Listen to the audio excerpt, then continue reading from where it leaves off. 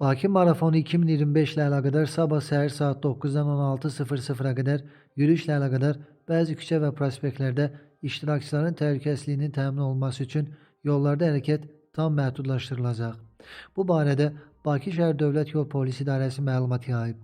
Bildirilib ki, Bayraq meydanından başlayaraq Dənizkənarı bulvarının inzibati ərazisi ilə Dəniz vağzalına qədər, daha sonra Azadlıq meydanı, Neftçilər və 8 noyabr prospektləri ilə Ağşəhər bulvar yolu, eləcə də Ağşəhər dairəsi, yəni Xaqani Rüstəmov küçəsi ilə geriyə, Hərbi Qənimətlər Parkı yanından keçərək Yusif Səfərov, Afiyəddin Cəllov küçələrinin kəsişməsindən Üzeyir Hacıbəyli küçəsi, Azadlıq prospekti, Zərifə Əliyeva, Rəsul Rza küçələri, Neftçilər prospekti, Azneft dairəsi, Bayıl qəsəbəsi istiqamətinə Bibi Heybət yolu ilə Su İdman Sarayı ətrafından bulvar ərazisi ilə Bakı Kristal Zalı yanından Bayraq meydanında finiş nəzərdə tutulub.